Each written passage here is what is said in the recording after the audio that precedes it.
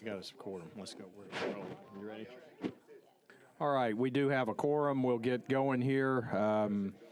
Clerk, call the roll for attendance. Senator Albritton. Senator Butler. Here. Senator Chastain. Senator Figures. Senator Gavan. Senator Gudger. Senator Hatcher. Senator Hovey. Senator Melson. Senator Roberts. Senator Sessions. Senator Singleton. Senator Smitherman. Senator Wagner. Senator Allen. Senator Orr. Here. All right, we got 14. We appreciate your attendance today. Let me say this before we get rolling. The House committee substitute has come out of committee, been voted on by the House Ways and Means Education Committee. I would, I can't assign, but I would ask that you look at that House committee substitute because we are running out of days.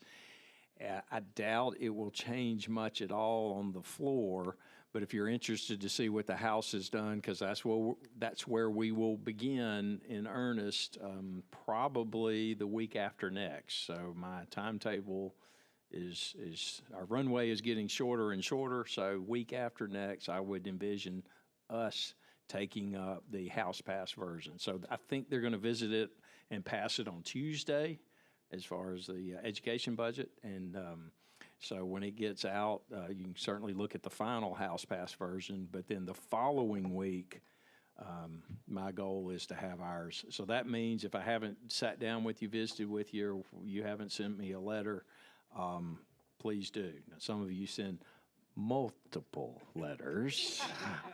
It's like a letter a week, but that's okay. It goes in the file, and I'll do all I can to accommodate. So that being said, let's call the first bill. House Bill 187 by Representative Faulkner. Representative, no, this is time sensitive a little bit, so wanted to get you on the agenda and get you taken care of. Thank you, Mr. Chairman. Members, this is, hate to say that expression, but a simple bill. Department of Revenue, your election at these pass-through entities, due date extensions, you currently have to file that, elect to file that before March 15th in a calendar year. This simply allows you to file that all the way up into the filing of the return, and that's all it does. Department of Revenue wants this bill. It's their bill to make it and to benefit Alabama taxpayers, and I know Senator Hovey has the identical bill, I believe, up here in the Senate. Chairman. Is it still identical, Senator? Okay. Can I have a motion on 187 and SB 107? Mr. Chairman. Okay. Senator Melson moves. Senator Butler seconds. Any discussion? Okay.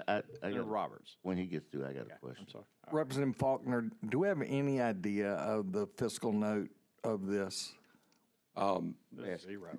Mr. Chairman, is it okay if I recognize Alabama Department of Revenue? Well, I'm looking at the fiscal note. No, I'm talking about since the inception of this in 2021, we did this in the Alabama Business Competitiveness Act, and I'm tried to get the numbers, and I'd be happy to do it after committee, but I would like to know how many entities have filed and get an idea of that revenue macro. And this is Cameron from the Department of Revenue. The benefit is really seen at the federal level, but I'd have to find out exactly how many entities have provided themselves this election, but I can get those numbers for you. Understand at the federal level, but yeah, we have benefited from that, as you well know, and I'm interested in really the delta on the Alabama revenue side is what I'm after. You pay more in Alabama, you pick up on the federal, get that. I would love to get those numbers. Sure. We'll Thank you, ma'am. Okay, Senator Smitherman. Don't go. Come on back. I just have a question probably half the folks out there have. Explain to me what this is. Sure. So a pass-through entity is, in essence, a pass-through entity election is when you have a larger company and you elect to have the income and expenses flow down to the lower level for taxation purposes. So they're electing to be taxed at that lower level, not necessarily a low level of tax, but just at an individual kind of entity ownership level. And so that's what an electing pass-through entity is. Right now, you can make that election to be taxed that way, but it has to be due by March 15th. Even though the return itself isn't due until September. So a lot of people miss that mark and think that they can do it with their return. And then they find out when they file the return, they miss this election portion. So what we're trying to do is align that due date with the due date of the return, so nobody misses this opportunity. Oh, that is good. Yes, sir. That is good. I'm ready to vote. All right. So you're going to That's get a a good double bill. shot here, double barreled. We got 187, 107. That's the motion. Both bills, they are identical. We've been moved and seconded. Clerk, call the first roll, please. Senator Albritton? Senator Butler? Senator Chastain? Senator Figurs? Senator Cavan? Senator Gudger? Senator Hatcher? Senator Hovey? Senator Melson? Senator Roberts? Senator Sessions? Senator Singleton? Senator Smitherman? Aye. Senator Wagner? Senator Allen? Senator Orr? 16 ayes, 0 nays. Both bills are given a favorable report. Call the next bill. Senate Bill 94 by Senator Carnley. Good morning, Mr. Conley.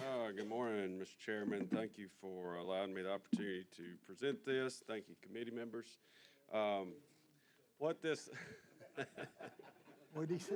Senator Singleton has interest in this one, I believe. But what this does is I was approached back in the fall by a local honeybee producer. And what they are asking is that they be aligned like livestock producers in the fact that their inputs would not be taxed. Currently, they can go to our surrounding states, whether it's Florida, Georgia, Tennessee, Mississippi, and purchase those products, and there's no point of sale tax. If they sell their bees to somebody outside the state, they have to charge that tax. How many are doing it? I don't know. I talked to the Department of Revenue to get a fiscal note on this. If you read it, it just says it's undetermined. Currently, if somebody buys honey from a producer, they don't have to pay sales tax. If they buy honey from a farmer's market, they don't have to pay the sales tax. This would also apply to the supplies like the boxes, the combs that they use in the production of it. And a lot of it is not surrounding their production of honey as much as it is they are leasing these bees out to, as far as Arizona and California to use in these groves where, almonds and other tree fruit production is going on as pollinators. They don't have to charge tax on the lease, but if they were to sell hives, they would have to charge that. So, All right, Senator Smitherman, did you have a question? I did, and then I saw the amendment. So this looked like a chairman's amendment. I recognize those. That's right. So, I've already got it up here offered. You want to second it if you want to. Well, I go on a second. Okay. But I want to get to the bill itself. All right. so. So we got the amendment that's been circulated regarding sunset. Before we vote, Senator Smitherman, do you have a comment or? No, I was just Okay. going to move for favorite Chairman. report. All right. Is there I'll move favorite report. Senator Melson? I had two questions. Why is this not covered under Grow Alabama? That's a good point. I don't know. Sweet Yes. grown Alabama. Well, it's nothing sweeter than honey. That's true. Hey, you got a point there now. And then my other question is, I am. is this, Oh. She got the big head now. Oh. that was And a, all, Get a bill named after yourself. I You got the mean- big head. and all who agree, let's say amen. so I mean, She's the queen of this committee. There is no doubt. well, I mean, I just don't know why it wouldn't be covered. And then two, does this cover the Alabama state honeybees? Is that? Yes. Okay. All right, let's vote on the amendment. Any objection to the previous roll on the amendment? Chairman, could Sir. tell me about the amendment? I'm not aware. It's a sunset amendment, 5 years. Okay, yeah, All right, it's standard. good. Uh, Oh, no, I'm good. I was making sure. all right, no objection to the previous roll, 16 ayes, 0 nays, amendment's adopted. We're on the bill. All right, it's been moved. Good, Senator Chastain, seconds. Any other discussion on Previous the roll. All right, previous roll, no objections, 16 ayes, 0 nays. We are off to the honeybees. Thank you, All right, Chairman. Thank you, so committee. thank you, Senator. Next, we have SB 278. You want to call it up? Senate Bill 278 by Senator Cavan. Mr. President, Senator Smithman. you gonna handle that for him? What? He's here. Oh, he's I here. thought he was. Where is he? Oh, it's right. You up Yeah, there? he's here. I'm gonna help him out. I just moved favorite report. All right. I mean, he might want to explain and talk about it, but I already Counselor moved for Gavan, him. you want to explain your bill? Yeah, thank you, Senator and Mr. Chairman. But just real briefly, what this is this a workers' comp provision for our teachers, coaches, lunchroom workers, bus drivers, janitorial that work for K through 12 schools. A lot of people have been surprised that and I know some of you wanted to co-sponsor this, and I did intend to get a much broader base on that, but we had a limited window to get that bill in, and I needed to get it going. But I think this is something that's well needed. We provide something like this for our state employees. I think our education employees should get the same benefit. And we will have an amendment, and that's the reason I needed to slow down a little bit, is that the four-year schools wanted to be clear that they basically had their, they weren't covered by this. It was not the intention. It was never the intention to cover the four-year schools. And then two-year community colleges said basically they liked what they had and wanted to be excluded. So I have an amendment to you around that deals with some cleanups. There were some, I think there were some drafting errors in there too that were included. Let's see, this actually is not dealing with, I think this is just a cleanup amendment right here. Does not deal with the four-year school. Oh, wait a minute, let's see. Oh, yeah, it does. I'm sorry. It deals with institution of higher learning there. Yeah, four-year public institution of higher learning. So if there are any questions, I'll either answer them or get somebody. There's some people in the audience that can answer questions if anybody's got any. All right, let's get a motion. Senator Gavan moves adoption of the amendment. Senator Smitherman seconds. All right, we're on the amendment. Any discussions? Anybody got a question on the amendment? All right, any objection to the previous roll on the amendment?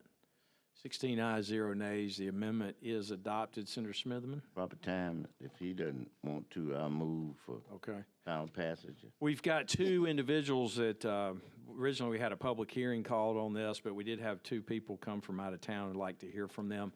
And as Senator Gavan said, I was shocked that we had no workers' comp coverage for those injured in the workplace in the education realm, be it a lunchroom worker or whomever, teacher. They were, they had their health care benefits, but no workers' comp. They're out for some days because of a workplace injury. They had no recourse. So appreciate this bill coming forward. First, we have Christy Shaw, a teacher from Wetumpka. Christy, come on down. Then Clint Daughtry, you're next. Be ready. All right, Christy, take it away. 2 minutes. Good morning. I'm an educator. I've been an educator for 27 years. I teach first grade, so this is a very different audience than I'm used to. I've been hugged 1,000 times during my teaching career, but I've also been hit, punched, slapped, kicked, and spit on. And just this past November, I was actually injured, and I had to be treated by an orthopedic surgeon and physical therapist. As of today, I'm out of pocket over $1,000, and I am just waiting for the Board of Adjusters to hopefully reimburse me. And in that paperwork, it even says that it could take several years for that reimbursement. I'm very fortunate to have that amount of money to put out right now, but there are a lot of new teachers that do not, that don't even go to the initial physician's appointment because they can't afford the copay. And so therefore, they have that injury that goes on that's not treated, and then it can be a lifelong changing experience for them because now they're injured and it can't be helped. So like I said, I'm very fortunate to have that money to put out, but I do have a college freshman, and that $1,000 pays for her pre-nursing lab fees and things like that. That's And right. right now, it can't even hardly pay for groceries for very long. So, okay. So, All right. thank you. Thank you for being here today. Next, we have Clint Daughtry. Thank you, Mr. Chairman, members of the committee. I'll be very brief. I'd like to introduce y'all to Miss Mary Ann Leonard. Miss Leonard, would you wave to everyone, please? Miss Leonard was a paraprofessional up in the Tuscaloosa area working with a special needs student. In the process of working with that student, she suffered a traumatic brain injury. Under the current law, she got 90 working days of leave. After that, she had to use up her accumulated sick leave. After that, she went on leave without pay. After that, it was it faced termination or resign ultimatum.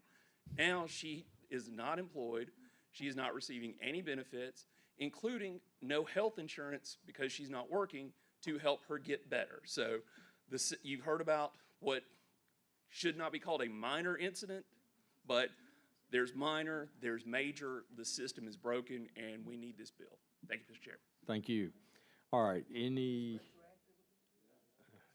so we got a motion on the bill. Senator Smitherman makes it. Is it second? Seconded. Senator Hatcher. Any other discussion? All right, any objection to the previous roll? Seeing none, 16 ayes, 0 nays. The bill is getting a favorable report. Senator Figures. I just want to say I was shocked to learn that our education personnel across the state didn't have parental leave when they have a baby or adopt a baby or lose a baby even. So I'm hoping that Senate Bill 305 will get a favorable report from this committee too, which is a bipartisan bill. Thank you. That's the one giving parental leave to our educators. All right, SB 278 receives a favorable report. Mr. Chairman, Senator Smitherman. before you get on this public hearing, could I get you to recognize someone that I have in the audience? We'll recognize whoever you'd like, Senator. All right, Dr. Ishman, if you raise your hand, she's the principal of Washington K-8 school, and you all heard me talk about at the mic where the governor selected 2 of the schools in the district, and this money I be talking about that we need to give to these schools who are not passing, and how to raise them up to the level to provide the services, the tutorial, the assistance, and everything. Her school was one of those schools in my district, and she's, even though she's here to, I'm gonna brag on her. She's just really here to see me today. She really is. I just told her I had to come up here, so she came up here with us. But I just wanted to show you all a shining example of a school that was failing, and the school has about maybe 30% Spanish as well, and teaching new languages and everything, and bring them up to where now they are one of the schools on the other side. So as you hear me talk about it, I wanted you all to see an example of what I was talking about that the money does in helping. And I thank Mr. Chairman for being sensitive to that conversation. I said it there. So Thank you. a couple comments about that. One, we passed last year, and you'll see it in the budget. It's close to $30 million for the principal training and educate to help principals. Obviously, your principal doesn't need it at the Washington school there, but principals need that training because the leadership in a school building is so indicative of how a school performs and how things happen. And then the support that you'll also see in the budget for assistant principals, where we are going to be committing some good dollars to start. We're not there yet, but we're starting the journey to better staff our schools with assistant principals, because principals today have so many issues to deal with that they didn't have in the 1950s or 60s perhaps. And so get them some support with assistant principals across the state. And the last little quick one is that the example of her leadership at the last year's Teacher of the Year came from her school. Really? That's excellent. All right, as we all know, everything rises and falls on leadership. Last, we've got Senator Weaver's bill. You want to call it up, Ms.? Senate Bill 223 by Senator Weaver. All right, we're not going to vote on this bill today. This bill is in the grand, what are we going to do with all the tax cuts, tax exemptions, tax credit type bills? And I've talked to Senator Weaver about this, but this was a good time to hear about her bill. It is an important bill. I know there's a House companion bill, so thought if we're going to have a public hearing, let's go ahead and knock it out today. And she was amenable to that, so appreciate her indulgence to be here and tell us about her bill. Thank you, Mr. Chairman. And as you know, there is a sub that has already started with negotiations down in the House that has lower caps and that sort of thing. So if it's okay, I'll go ahead and talk about what I know that's coming, since we're not going to vote today, and then we'll have the document for you before we vote, if that's okay.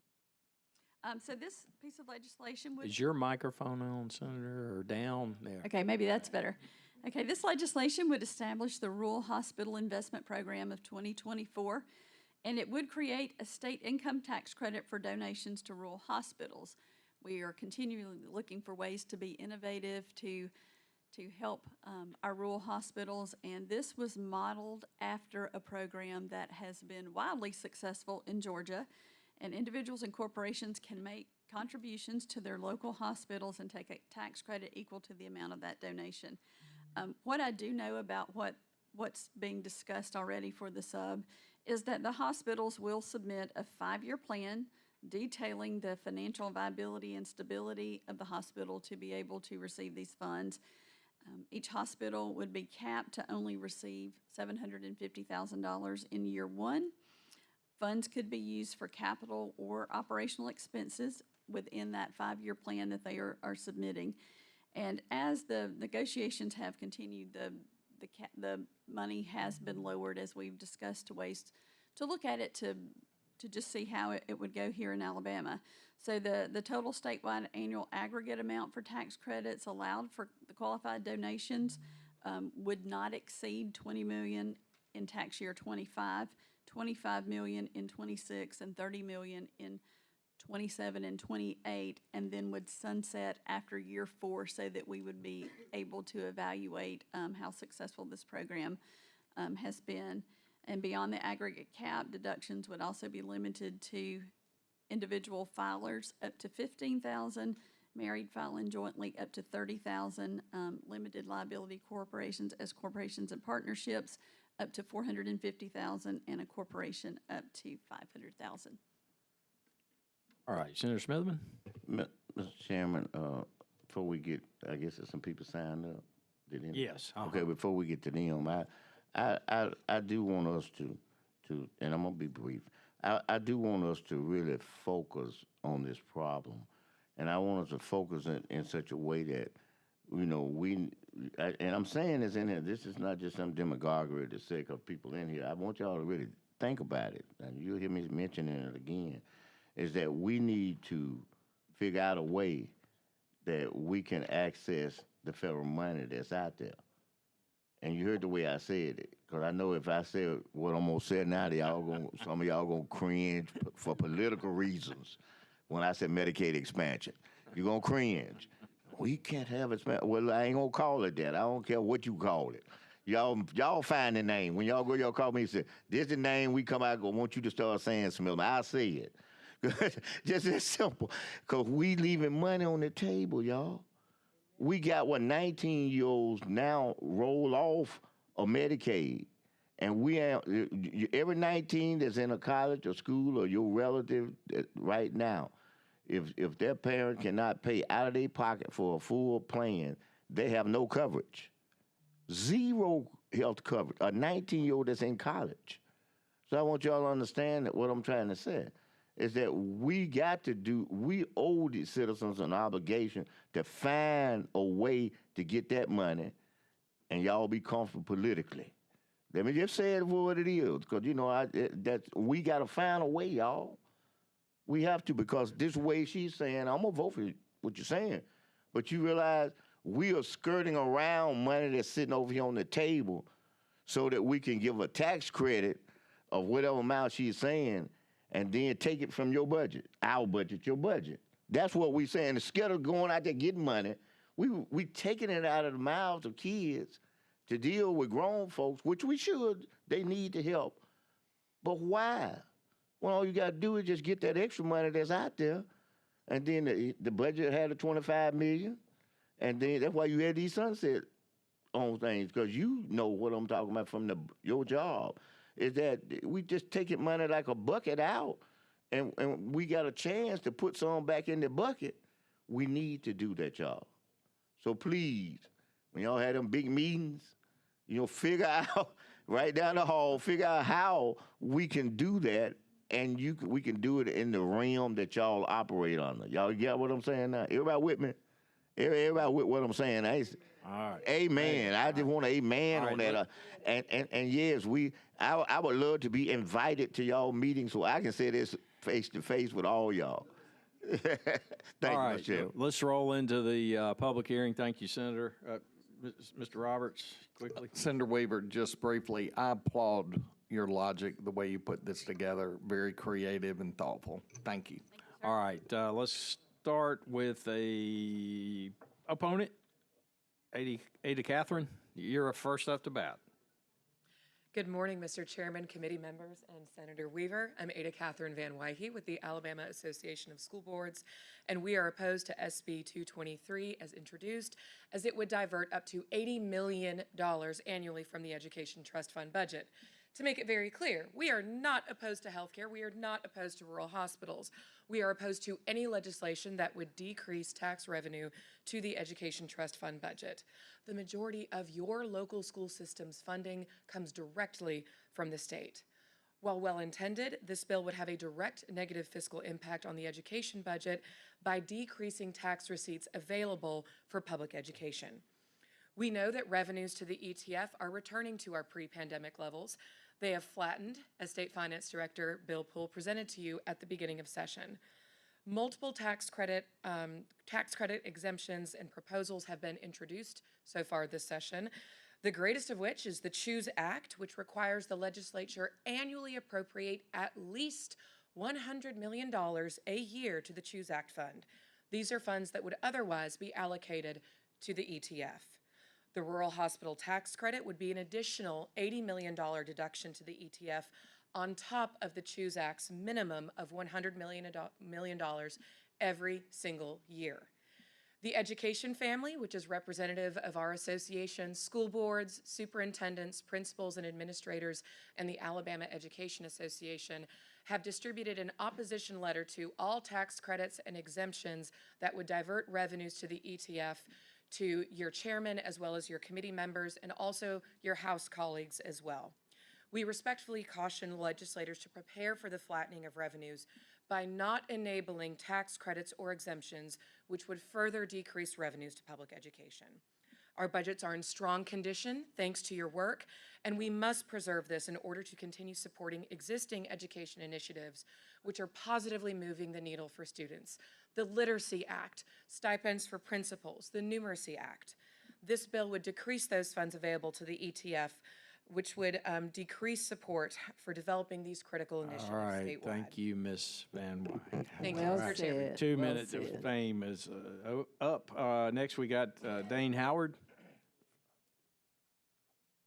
Thank you, members of the committee. I'm going to start off on another issue. And Senator Smitherman, I'd love to sit down and speak with you more. We do have a proposal to close the coverage gap, and it's called All Health, and it does not require the appropriation of 1 penny from the legislature. Get with you on that. On this current bill, I want to apologize that we don't have the substitute available to you today that Senator Weaver referenced, but we will have that. Recognizing all of the tax credits that Senator Orr mentioned that are going to be before you. When we originally modeled the bill, or we were looking at what Georgia did, they started with a $40 million cap in the first year, which is actually what our original bill, the bill that you have now, does. Ada Catherine is correct, and it's $80 million in the third or fourth year, but it started at $40 million cap and went to 60, and then 80 was the upper limit.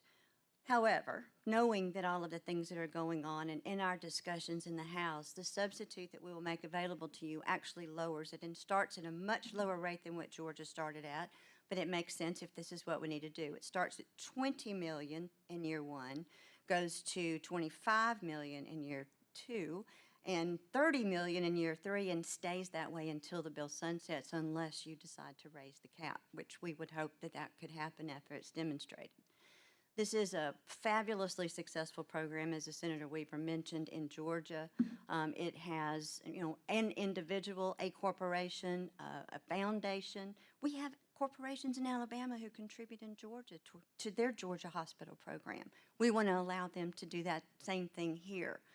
The substitute that we will bring to you, that Senator Weaver will make available to you, not only lowers the caps, we also expanded some of the language.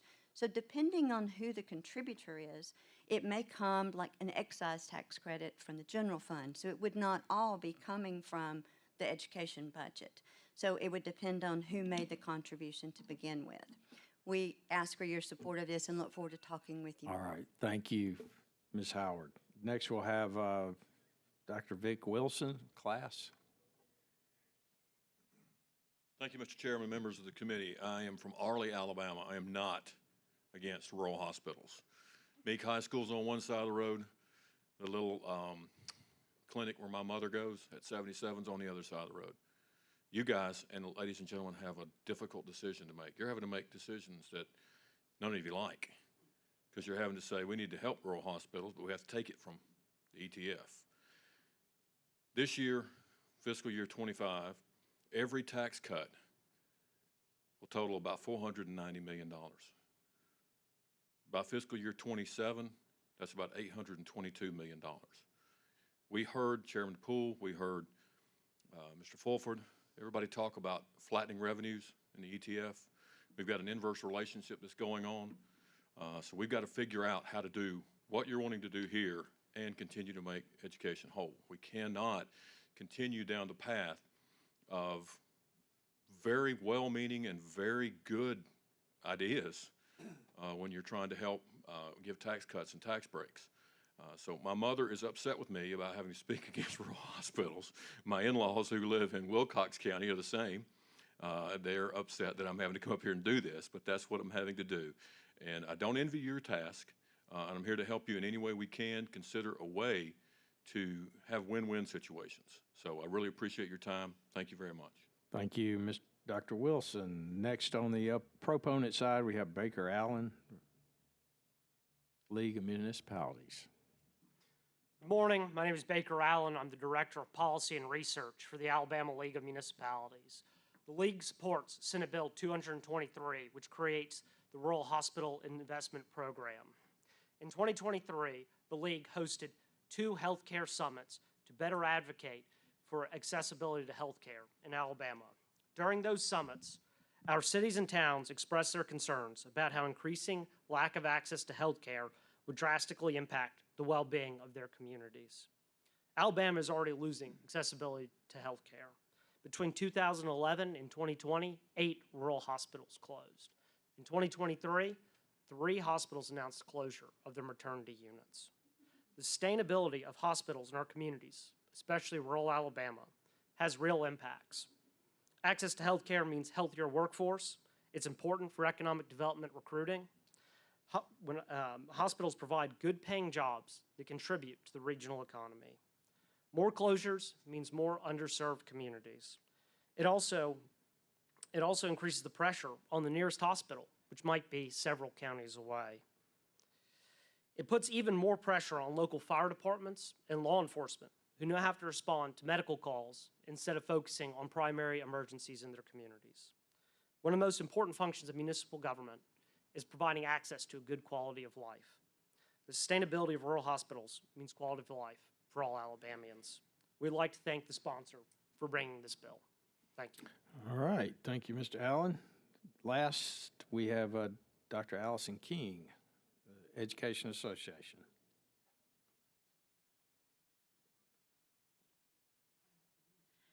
Thank you, Mr. Chairman. Good morning, committee members. I will just echo what my other education colleagues have eloquently shared with you. We agree wholeheartedly with the comments they made. We are not against rural hospitals. We certainly value them and the service they provide to our communities, and we want to ensure that they remain strong. But we also want to make sure that our education dollars are protected and our budget remains strong.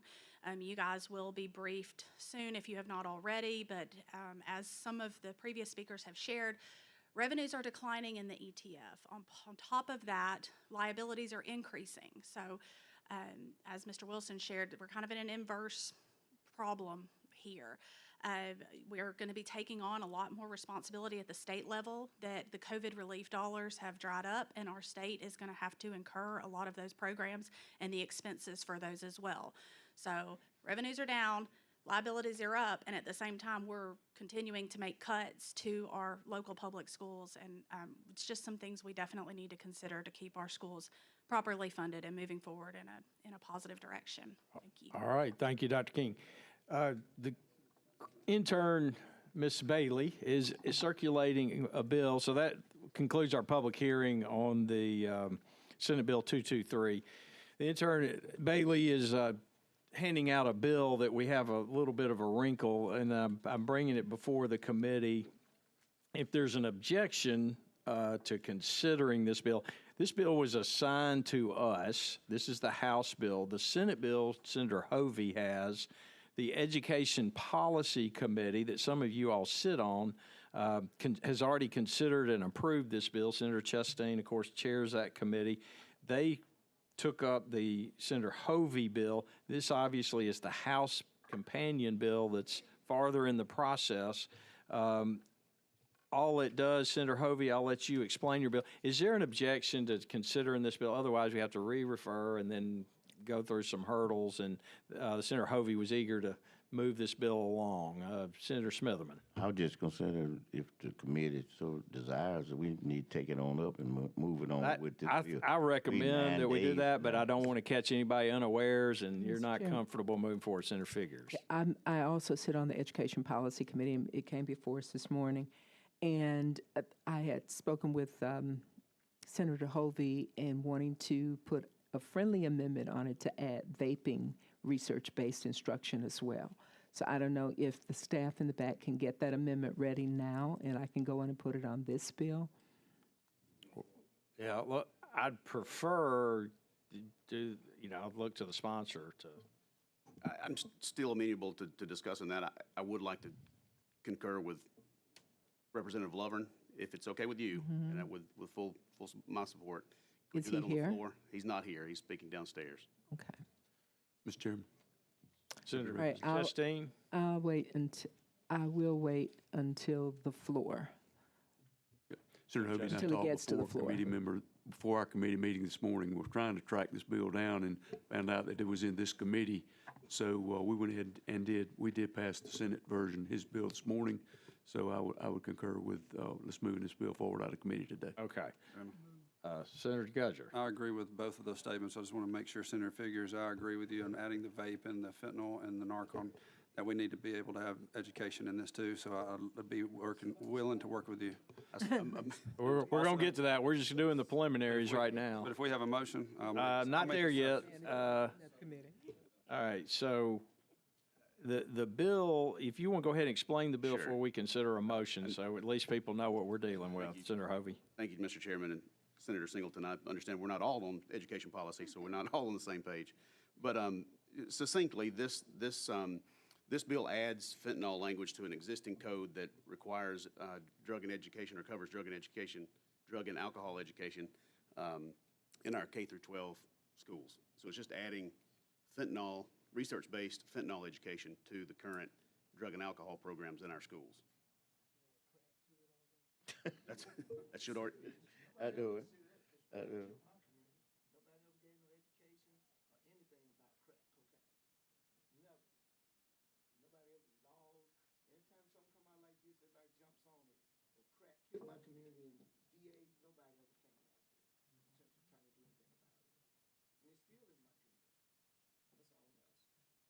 Go ahead. Want to put that on there on the floor? Yeah, sounds like something for the floor to consider. Mr. Chair, Senator Albritton. I'm all with the committee with whatever y'all decide to move along this. My concern is that we're putting more obligations in the classroom than we can handle, possibly. If we're talking about the fentanyl and the crack and the vaping, and we continue on, when we're going to teach math. Just my thoughts. I'll be whatever the committee wants to do. All right.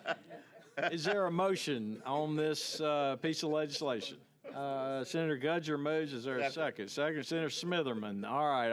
Let's call the roll on this HB 280. Senator Albritton. Senator Butler. Senator Chastain. Senator Figures. Senator Gavan. Senator Gudger. Senator Hatcher. Senator Hovey, Senator Melson, Senator Roberts, Senator Sessions, Senator Singleton, Senator Smitherman, Senator Wagner, Senator Allen, Senator Orr. All right, 16 ayes, 0 nays. The bill is given a favorable report. Thank you, members. Please look at that House committee passed version, or if you want to wait till next Tuesday, that House passed. But we're going to be moving quickly once it passes the House, so we don't have a lot of time. Thank you. We are adjourned.